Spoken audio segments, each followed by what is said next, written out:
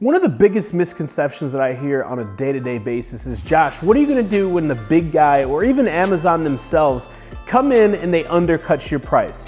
See, people have this misconception that they feel like everybody's selling the exact same product. When you go to a store, a physical store like Walmart or any of these stores, and you walk down a specific aisle, you're gonna see dozens of brands, maybe even hundreds of brands selling the same thing, but they're different brands, right? So how can you sell just as much or more than a big name brand retailer or even Amazon themselves when your price is higher? So one of my advantages and one of my strategies is I don't focus on price. See, so many sellers on Amazon focus on price as their strategy as to how they're going to dominate or how they're going to increase more sales or how they're going to differentiate. And when you start that way, you're always going to race to the bottom, meaning you're always going to have somebody with more money who can operate on less margin. You're always going to have somebody who has more money or access to more capital so they can purchase more products so they get a better price so they have more margin so they can undercut you. And when that's your strategy, you're pretty much in a red ocean, right? You're not in a blue ocean with an open market, you're in a red ocean, right? That's one of the reasons why I don't like arbitrage, I don't like wholesale, I don't like fighting for pennies so I can get a buy box, because if you don't have the best price, you're not gonna sell anything. So what I do, and I always talk about this, you've probably heard me say this before, I always talk about WWAD. WWAD stands for what would Apple do?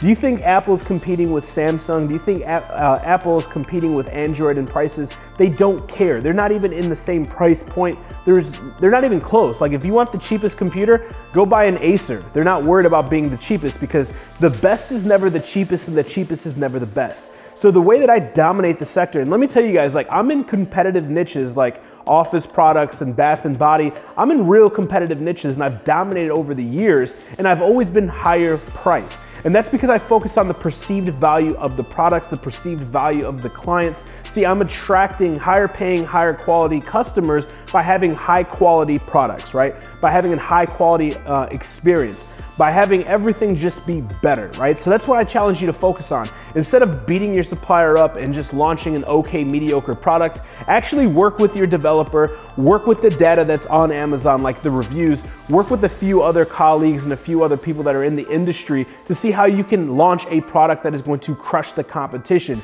And I mean on all angles. I mean the packaging, the customer experience, the usability, the actual quality of the product. Because when you separate yourself from the competition, there is no competition. So if they have a lower price and it's the same product, but it's not as good, it does not matter. And for those of you that are like, well, when I shop on Amazon, I just look for the cheapest stuff, then you're probably not your dream or ideal client. But I'm telling you that this works, and there's tons of brands that do this. I named one being Apple, another one Beats by Dre, right? You can go get the same generic headset for a third of the price, yet people still buy Beats by Dre every single day. So think about that and do not worry about that. Like, literally Amazon Basics sells way more than me in one of my categories, but guess what? I still make a crap load of money. Like, you don't have to beat Amazon, and believe it or not, sometimes you can beat Amazon as well because they have thousands of SKUs. And again, this is a misconception, this is a false belief that people have. Amazon does not make money, their primary income, off of beating you. Like, they're not looking at the data like, oh, Josh is crushing it with this product. Let's go order thousands of these units and crush him and take all of his customers. And no, they don't do that. They make their money off of PPC. They make their money off of Prime memberships. They make their money off of the cloud. That's how they make their money. They make money, like, it's easier for them to scale by having millions of sellers selling products that they make a commission off of versus them selling millions of products themselves. Right? You have to understand that, and when you understand that's the way Amazon works, then you'll be able to break those false beliefs and you'll be able to make a lot more money. For more content and videos like this, make sure that you turn all of the notifications on my Instagram account. That way you're notified of every video, post, and live Q&A that I do. Also, check out more videos on my YouTube channel at Joshua Crisp on YouTube. There's over 100+ videos similar to this in all around entrepreneurship. And for 50% off all services as well as softwares that AMZ Hunter offers, make sure you check out www.amzhunter.com and use promo code HUNTER50.